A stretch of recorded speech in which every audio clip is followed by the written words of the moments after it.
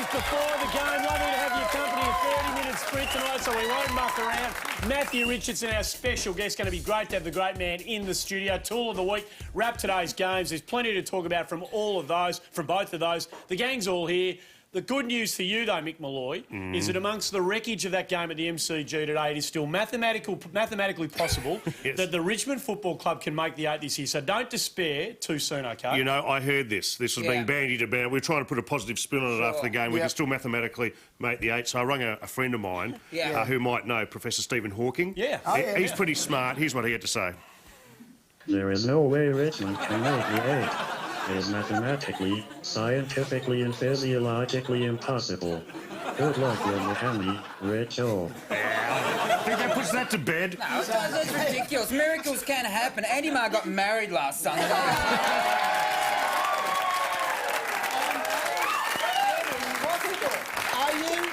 Are you still married? Look at him, he got married. It's the greatest, it's a wonderful institution. And are you still married? Yes, it's true. 7 days. It's amazing. Well done. You always know a team's in trouble when you're talking mathematical possibilities, don't you, really? Exactly. No. Sorry, Mick. No, that's all right. It was a dirty, rotten mongrel of a day, Mick. I mean, your side came out all guns blazing with their season on the line, and they dished up one of the worst, most insipid second half performances you'd see a side dish up. You've changed since you got married.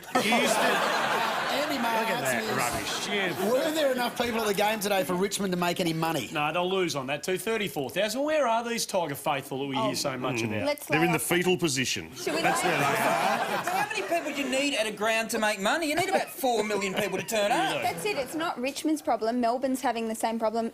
Every team, you know, the Western Bulldogs played at Etihad Stadium the other week, had a really decent crowd, but then they're losing money. St Kilda's flying. What did Eugene Rocker say at North Melbourne? We may as well shut the gates and not let anyone in. It probably wasn't one of the best lines ever. It's It interesting doesn't really encourage people to come because Richmond fans have offered to lock themselves out from games. The record sellers out the front are making the most money out of this. It's ridiculous. The question is who made the deal and why, when they were making the deal, didn't they say no deal, all right? It's ridiculous. I've actually found out who did the deal. Here we go. Who brokered the deal on behalf of the club. Let's have a look at who did it. Right. Bring the money in the house. Earn your keep. Well, no wonder. No wonder it's gone pear-shaped. Round 7 kicked off last night. Essendon took on Hawthorn. Some great rivalries these two. What a second half, Limo. Oh, you don't want to talk about this one. What a second half by the Bombers. They were magnificent. The Hawks just didn't look interested, I got to say. Well, Lemo, we'll just not talk about the Hawks for a minute. We'll talk about the Bombers. Everyone, I suppose, is raving about the young guys and their pace and all of that. We're going to dip our lids to Matthew Lloyd at Old Stager. Let's just remember it was round 3, 4 and 5 this year that he was goalless. Everyone's saying, should he be, you know, where's he at, etc. He was brilliant last night. 15 marks, 3 goals and everywhere. And what a proud captain. Dipping our lids. What happens when you dip your lid? Dip your lids. Do you dip your lid? Or You do. You Don't look have. at me. You dip your lid? Yeah. I'm not dipping anything. So I know exactly what you're talking about. It was the Mick got arrested once for dipping his lids, so he's been very careful. It was the youngest I'm on side. parole for dipping my lid. It was the youngest Essendon side for 20 years, and had Matthew Lloyd not played, Adam McPhee would have been the next oldest player at 26 last night. It's ridiculous, and for everyone who doesn't back for Essendon, it makes us sick. Honestly, they're never being underdogs. I'm not calling them underdogs for the rest of the year. Because Carlton thought we were great when we got beaten by Hawthorn by 4 points, and we're champions. They beat them by 8 goals. The Bombers will be upset about that, Dave. Cyril Rioli last night did provide a great highlight for us to revisit. He was clearly Hawthorn's best player. We've seen him do some wonderful things. This is one of the most wonderful he's done. The old 1-2 to Chance Bateman and then just pops it through very nicely. We say it a lot. Say it, Sam. Is this goal of the year? Yes, it is. That's goal of the year. That is brilliant. He smothers the ball, dodges around about 35 people, then pots it through. He's a beautiful that player. Was goal. I mean, if you think we love him, there's one man who loves him more than we do. Who's that? Have a listen to what Bruce said about him last night. He's one of the most watchable players in the competition. What a delicious young player he is, Cyril Rioli. He's not a muffin. How does he know? Has he tasted him? What the hell? That's all. He's in Bruce McAvaney's top 50 tastiest players list. I hadn't heard that. Geelong took on Sydney down at Skilled Stadium today. The Cats just continue to roll on. Just their obligatory 51-point victory at home. They just don't know how to get beaten. When will we be calling them the Geelong Cats? But anyway, they were just too good, Sammy. They're the Geelong Cats in the fixture, and Andrew Steve Johnson had one of those halves that he can have. He's delicious. He's a slippery little sucker. He had 17 touches, 4 goals for in the first half alone. And as you see here, very nice setup for his teammate Cameron Mooney. Geelong really put on the pedal in the second term.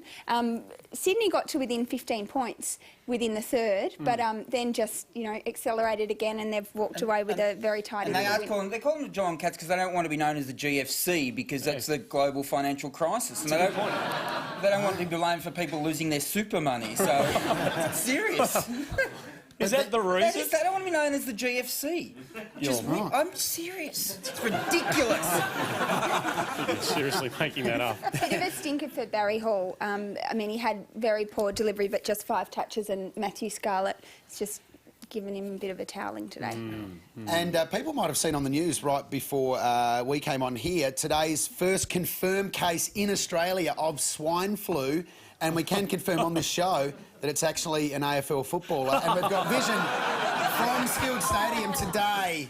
Yeah, and I'll tell you what, that is one hefty dose of it as well. We'll still draft him over at Richmond if he wants to come and play. He got pretty quick. Want to see what Carl Stefanovic thought of that. Richmond. I know you don't want to go back to this. We're going to have to go back to it. Richmond took on Brisbane at 8 at the MCG. Just to tick over 34,000 there. Saw Brisbane completely obliterate Richmond after half-time. It was a bit of a procession, unfortunately, for the Tigers. Time to cross down to the winners' rooms for our Jason Family Betting Player of the Day. It is Luke Power. He is a magnificent footballer. Luke, they gave you a bit of a scare early, but it must be nice to get a win on the road. Yeah, it's great. We haven't won down here for a while, or away for that matter, so it's always nice to win. Mate, now, Vossi is your coach now. I'm sure he's one of your best mates. It's a little bit like one of your best mates becoming your stepdad. It is a bit strange, but Michael's pretty honest, and he's been really good for us, and hopefully we're moving forward as a club, and we're going to bring a few blokes along, and we're going to play some good footy together. Luke, we saw your teammate Troy Selwood get flattened and then get up and walk off. Is that just who he is? I think that's what probably got us over the line today. Troy does it every week, and also the young Richmond player, Alex Rance, I think it was. They're pretty courageous, but Ash McGrath, we've got a wall at the club, and Ash McGrath puts a photo up of Troy every time he gets knocked out, so I think Ash is going to be adding another picture to that this week. Hey, Luke, can you pass on a message to all the other boys down at Brisbane for me, please? Could you just tell them to get stuffed? No worries, Vic. Well, Luke, congratulations, mate. You are our Jason Family Betting Player of the Day. 27 touches. You did it beautifully, mate. There's a massive pillow. You can sleep on that on the plane on your way back to Brisbane. Good work, mate, and all the best to the Lions for the rest of the season. Thanks, guys, and thanks to Jason. Nice work, Luke Power. Now, there are loads of stories in the press this week, and I think we spotted some headlines that you may have missed. Mick Malloy, have you got one? I do indeed. This is from the Herald Sun earlier in the week. Josh Fraser's wife falls pregnant after he forgets to pull out of the contest. Hey, it's the Herald Sun. Another Collingwood story. I know, John Anthony was suspended for a week for headbutting a guy in the groin. Well, apparently could be out for longer because the Age says John Anthony catches osteoid pubis of the face. Controversial indeed. And this one in the Australian this week. Richo injury severely dents Richmond's tilt at 14. Speaking of Matthew Richardson, he's going to join us when we come back. Matthew Richardson on before the game, after the break.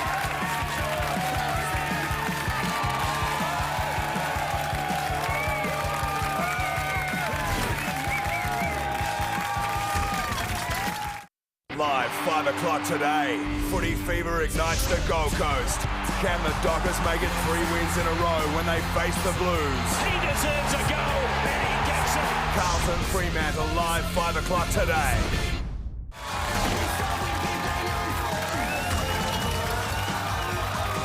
Welcome back to the show. Please keep your hands together for a man the Tigers could have used today. Matthew Richardson joins on the show today. mate. Good to be here. Now, first things first, how's your bottom? It's a little bit sore, but I'm disappointed, Hughesy. You could have offered me a cushion or something to sit on, mate. You can have my cushion, all right? Put that under there. Under your little... God, I mean... Mick did offer to give it a rub. Offer still stands. What have you actually... I mean, we know you've had the operation and you've hurt your hammy, but what have you actually done? I've got the hamstring tendon tore off the bone, so they've basically just reattached it. I don't know if they stapled it on or nailed it on or what they did. Where do they cut you and all that sort of stuff? In the crease of my bum. So, are you saying they tore you a new one? Some would say, yeah, but it's just in the crease, so you won't be able to see it. You don't know what they've done. I mean, shouldn't you ask? I mean, it's your bum.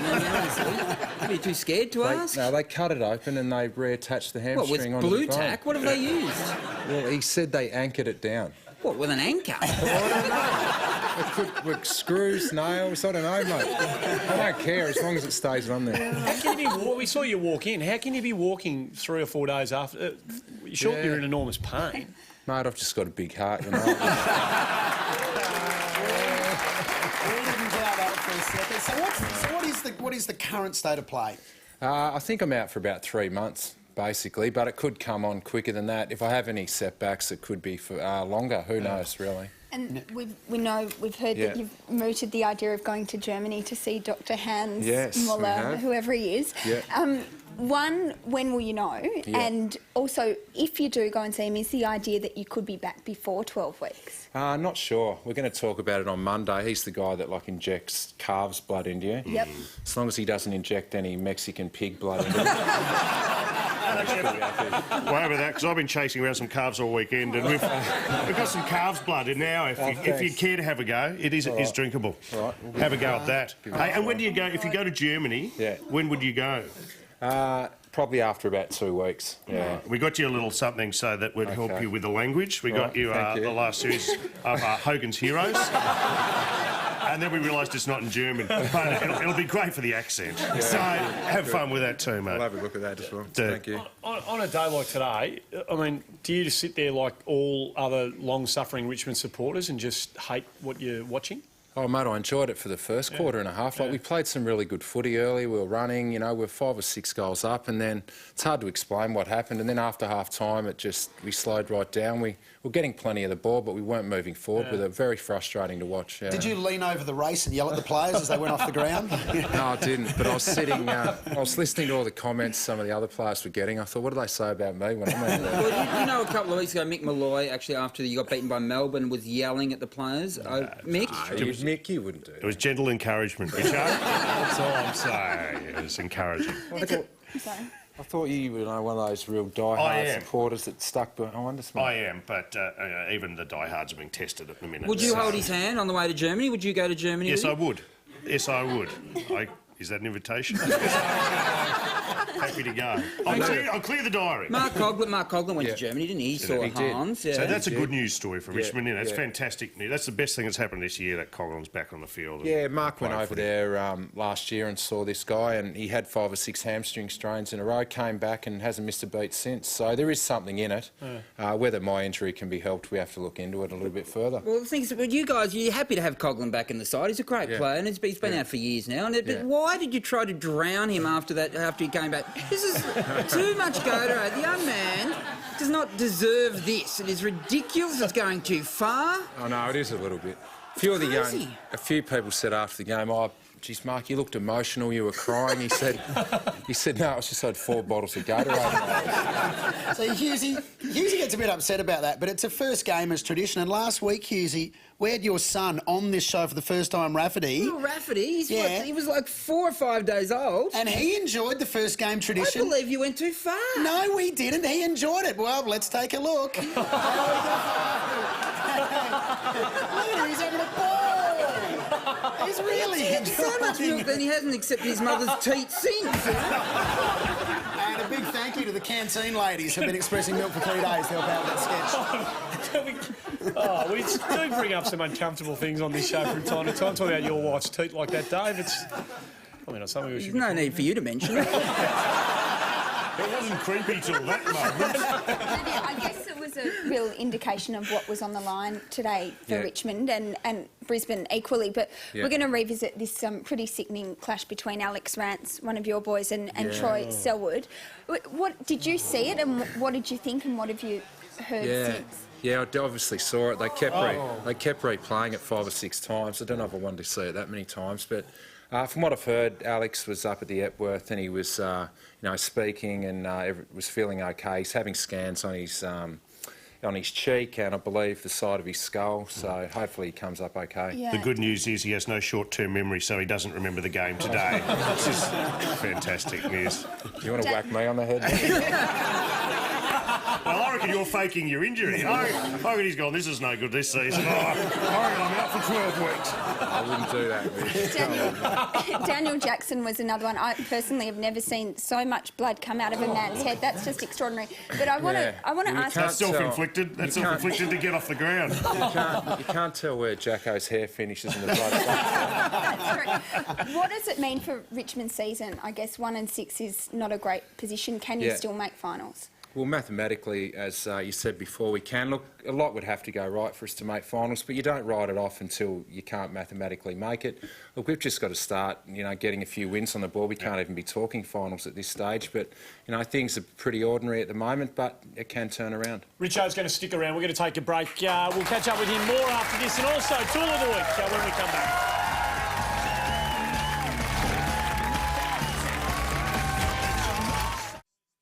Richo's my favourite player, to be honest, in the AFL. I love watching him play. I love the way he goes about his work ethic, the size of him playing on the wing. I just, no matter if he's playing good or playing bad, he's always entertaining, so I love watching him.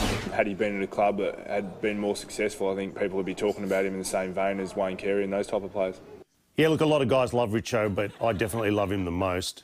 I love him ever since I first saw him. In fact, I like to give him cuddles and occasionally touch him inappropriately. I'm imagining him naked right now. Oh, yeah.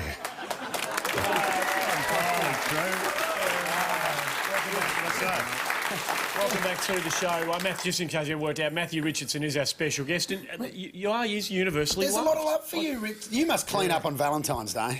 No, I don't, actually. I'm feeling the love from Mick here, though, I'd say. From everyone. Sammy Lane's in a very dangerous position right now. I used to live over the road from Mick, actually. And how'd that work out for you? There used to be some strange noises outside my window. I moved his furniture into his house. It's another story. We'll get it another time. Dear me. Ben Cousins, Matthew, we saw him play his second game for Richmond. Not quite as much hype as game 1, which is probably a relief. That's him in the huddle at the start of the day. We see him kick his first goal for the Tigers, which is a good sign. He's got 22 touches in about 50 minutes game time today, which is a pretty fair result, really, all things considered. Yeah. Just on that vision with him and the group, how much of that, even in this short time, has sort of taken off in terms of him and the leadership and stuff? Well, just the legend of Ben and his hard training and the great player that he's been. The young players love being around him, and he doesn't say a lot around the club, but when he does, the young guys hang off every word he says. And he's got a lot to offer the group as far as, experience. So he's been great to have around, to be honest. He's a lot of fun too, with him on radio. He's a heap of fun, isn't he? Yeah, the boys love him, and he's really starting to open up now and be part of the team. Yeah, good. It's great to see Ben Cousins running around again, there's no doubt about that. But now it's time for a segment that during the week threatened to blow up Damir Dokic. It's the Home Hardware. Look, it's great when your team wins, especially they haven't been winning much, and Freo haven't been winning much, but when your team wins and you're part of that team, you should respect the coach, all right? Let's have a look at Dean Solomon here on the left of screen, all right? There's the coach coming. Watch him pull his hair. Don't pull the coach's hair. Do it once, do it twice, that's enough. That's enough. That's enough, mate. I'm going to punch you. One more. That's enough, Dean. No more. Do not do this one more time. You're an idiot. You the tool of the week, the Exceed Impact Drill from Home Hardware, your proper hardware store is yours. Don't do that to the coach. We'll have to stick around. More Richo after this.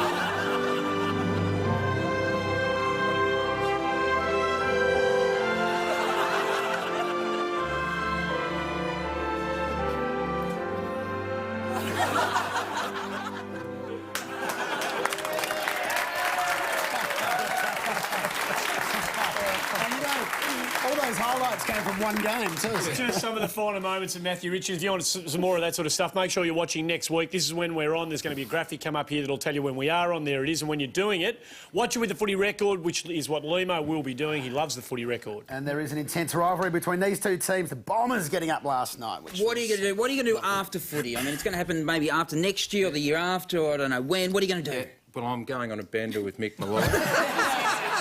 This is actually true. We've talked about it for years. If I survive that, I'll look for a job. As I say, you drink to forget. Yes. Richo, good luck with the comeback. Good luck to win. If you do go to Germany, all the best. Thank you. Matthew Richardson, our special guest. That's the show.